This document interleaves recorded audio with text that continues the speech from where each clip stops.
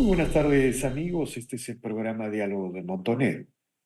Bueno, en este portal venimos sosteniendo de que el Perú de alguna manera está desarrollando una especie de esquizofrenia en el sentido siguiente. La política, su espacio público, la aprobación de las instituciones, del Congreso, del Ejecutivo, la polarización política, la guerra política, la judicialización de la política está construyendo una tendencia muy pesimista hacia el 2026.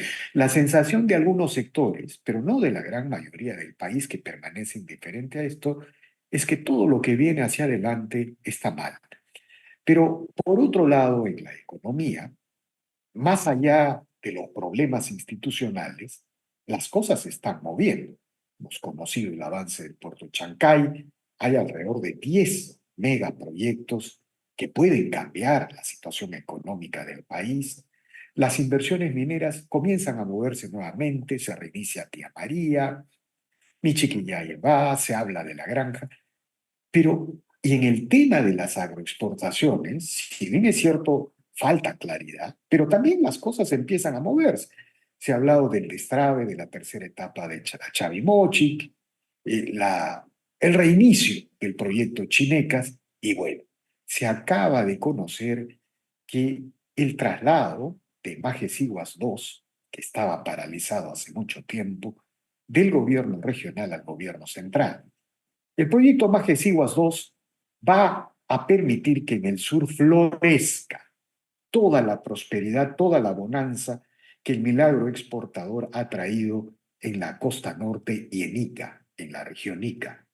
Es decir, se van a agregar 40.000 hectáreas ganadas al desierto y de alguna manera se va a convertir en la joya, en no sé cómo llamar, en el gran paradigma de la agroexportación en el sur. Bueno, por ese motivo, el día de hoy hemos convocado a Gabriel Amaro, él es presidente de la Asociación de Gremios de Exportadores Agrarios del Perú, ha tenido la gentileza de aceptar este diálogo y vamos a hablar sobre Maquisiguas 2. Buenas tardes, señor Amaro, gracias por la conversación. Muchas gracias por la invitación, Víctor Andrés. Bueno, quería preguntarle, ¿cuál es la importancia de Majes Iguas 2 como proyecto hídrico?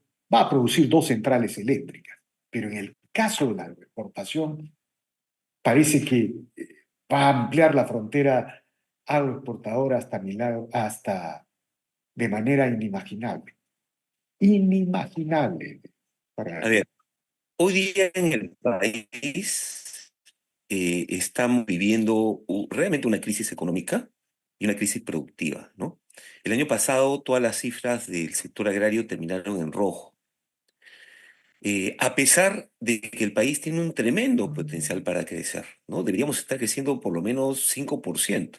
Este año se vislumbra un 2,7, máximo 3%, ¿no? Lo cual es lamentable para un país como el Perú que tiene tanto potencial. ¿Qué cosa le agregaría el proyecto de irrigación Majes y otros proyectos, pero particularmente este, al país? Bueno, es más de 150.000 empleos indirectos.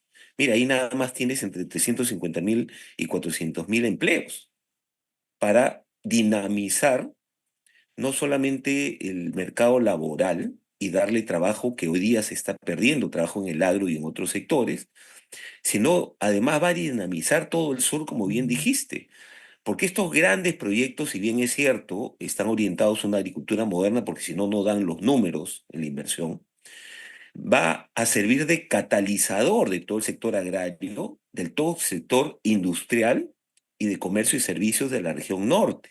Cuando uno desarrolla un proyecto de esta envergadura, activa varios sectores económicos, no solamente el sector agrario. Activa el sector industrial que tiene que dar servicios, activa el sector servicios profesionales y otros, activa transporte, activa el sector financiero, activa el sector de seguros. O sea, es impresionante el movimiento económico que puede generar un proyecto de este tipo, y no solamente es para los que están dentro del proyecto, sino comienza a arrastrar a toda la agricultura que no está moderna y está fuera de la formalidad de los alrededores porque se va integrando a este gran polo de desarrollo. Ahora, Es- Eso es lo importante que tiene este tipo de proyectos. ahora, quería preguntarle, una de las condiciones, se habla de 40.000 nuevas hectáreas que se ganarían al desierto o a la agricultura para la agroexportación. Pero una de las condiciones es que los predios sean más de 200 hectáreas, como está concebido originalmente en el proyecto. Esto, digamos, no era muy entendido por el gobierno regional de Arequipa, que está más inclinado a los criterios populistas. Y de alguna manera había la idea de, en algún sector del gobierno regional de Arequipa, de distribuir lotes pequeños, como fue en Majes Iguazú, que, digamos, no alcanzó todo su potencial. ¿Qué significa el traslado del gobierno regional al gobierno central de este gran proyecto en el sur, señor Amar? A ver, primero lo estás de alguna manera despolitizando, ¿ya? Segundo, le estás agregando la capacidad que hoy día tiene el gobierno central a través del Midagri y Proinversión, que están haciendo realmente un buen trabajo con el ministro actual, con el director ejecutivo actual también de Proinversión, para poder encontrar una vía de solución a ese proyecto y poder reactivar su construcción para la culminación y venta de los terrenos y comenzar a dinamizar todo el sur, ¿no? Yo lo veo de manera muy positiva. El ministro de Agricultura realmente está haciendo un buen trabajo. Está impulsando no solamente los proyectos de irrigación, sino una serie de programas para la pequeña agricultura. O sea, está reconstruyendo el Ministerio de Agricultura después de lo que sucedió con el gobierno del señor Castillo. Entonces es un anuncio muy positivo, pero también es para el gobierno regional, porque se está dejando ayudar. Si un gobierno, una entidad pública no puede solucionar el problema por N motivos, y viene el gobierno central y le dice yo te ayudo a destrabarlo, porque eso va a dinamizar la región, la verdad que hay que felicitar al gobierno regional de Arequipa que haya dado ese paso para que lo ayuden a hacer realidad, porque esto va a ser para bien de los ciudadanos de Arequipa, ¿ya? Y para bien del país, ¿no? Yo creo que es un gran paso. Ahora, usted ha hablado de más de 400.000 empleos entre directos e indirectos, ha hablado de una industria manufacturera que se gestaría de servicios alrededor del proyecto. Yo alguna vez conversando con el señor Carlos Amat, él hablaba incluso de una ciudad que se construiría al lado de Maquesiguas 2 y hablaba de un boom de explosiones en investigaciones agrarias, biológicas. Es decir, hablaba de la posibilidad de que todo lo mejor del sur, del norte y de Ica se llevara al sur. ¿Eso es verdad o es un exceso de optimismo cuando uno habla de Majesiguas 2, señora Amaro? A ver, tú en este momento tienes un desierto con más de 40.000 hectáreas. Desierto. Si tú haces un gran proyecto de irrigación como el que estamos hablando, Bajesiguas 2, va a requerir, mira, en promedio, más o menos 300.000 trabajadores nuevos, directos e indirectos. Eso requiere una ciudad. Entonces, o construyes una nueva ciudad cercana, una ciudad intermedia, o una ciudad que ya existe en Majes o lo que fuese, que es intermedia y es pequeña y le faltan servicios, la repotencias, dotas de todos los servicios, la planificas, ¿ya? Y le das las vías de acceso para llevar y para que puedan vivir con dignidad todas esas personas que van a trabajar en el proyecto. Acuérdate que en Olmos, por ejemplo, que es otro proyecto importante de irrigación en medio del desierto de Lambayeque, construyeron o sea, estaba planificada una ciudad que aún no se termina, ¿no? Inclusive en Olmos hay un problema, porque tampoco se ha hecho la vía de comunicación desde la carretera hacia el proyecto. Hay una trocha, ¿no? Y del proyecto hacia la ciudad de Olmos, por ejemplo, hay una trocha. Entonces, esas son las cosas que se tienen que prever para que de manera paralela al desarrollo del proyecto de irrigación pueda hacerse también una realidad. Porque un proyecto de esta magnitud que va a requerir 300.000 personas como mínimo, esas personas tienen que vivir con su familia, tienen que tener un colegio, tienen que tener un hospital, tienen que tener una comisaría, tienen que tener supermercados, sitios de esparcimiento, ¿no? Etcétera, etcétera. Todo eso hay que construirlo, ¿no? Eso es desarrollar realmente un país. Hay que darle servicios, ciudades intermedias, conectividad, etcétera, etcétera, etcétera. Ahora, también se habla de una industria, de una manufactura de servicios que estaría alrededor del proyecto.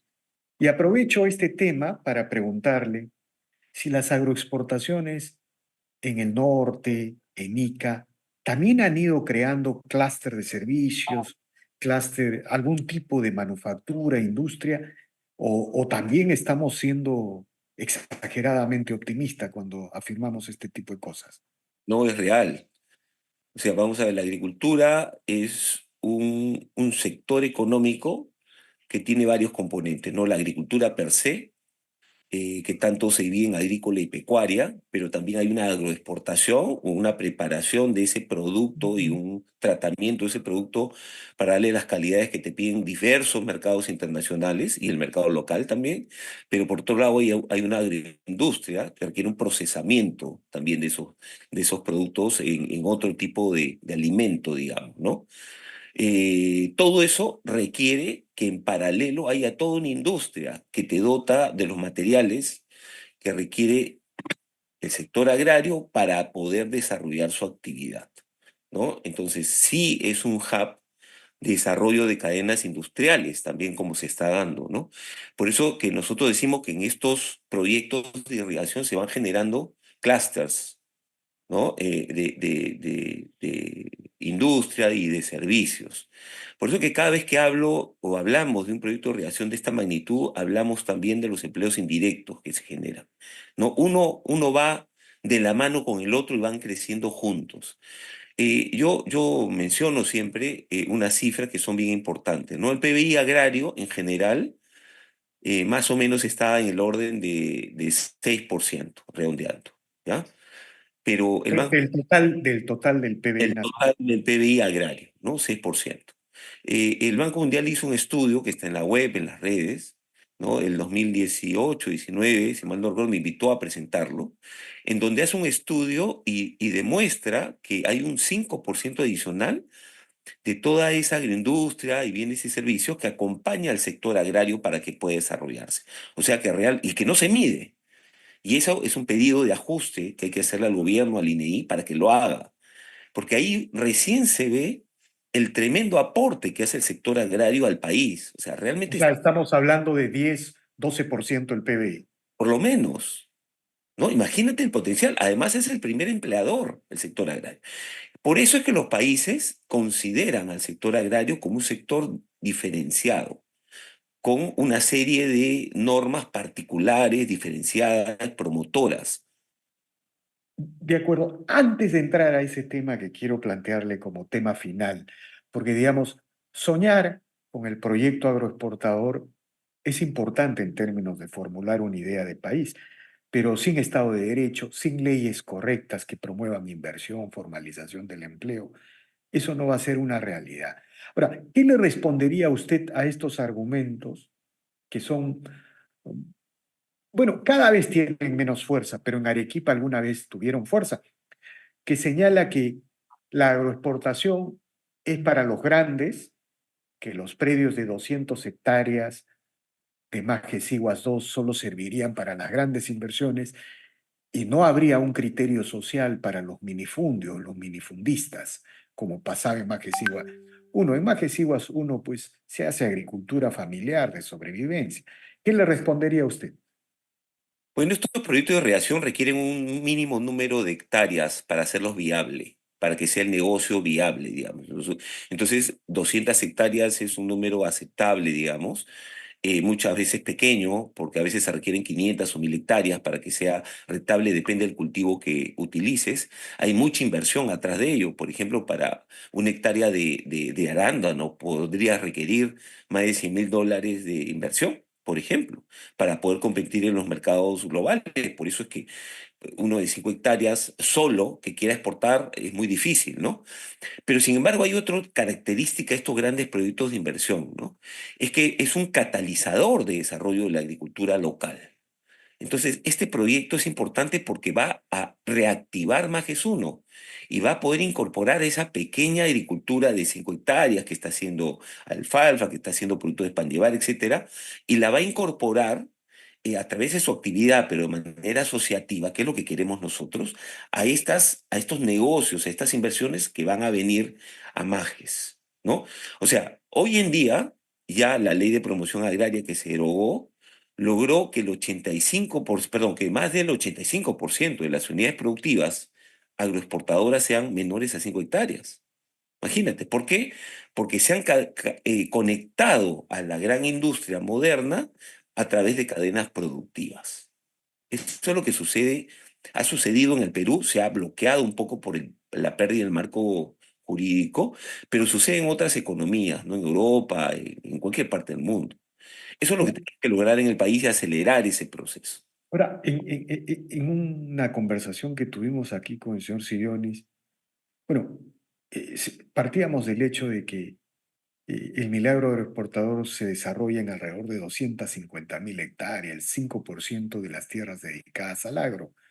Pero él señalaba de que el Perú podía tener una potencialidad de 1 millón de hectáreas, que toda la costa peruana está bendecida por su geografía, su morfología, en fin, la corriente Humboldt, la cordillera de los Andes, los ríos de la sierra que se represan. ¿Qué se necesita para que el sueño agroexportador sea una realidad? Así como se dice, Perú, país minero, el Perú está llamado a ser un país agroexportador, una despensa del mundo. ¿Qué se necesita para avanzar en esa ruta? Para tener una hoja de ruta en ese camino, señor Amar. Primero, voluntad política, Víctor Andrés.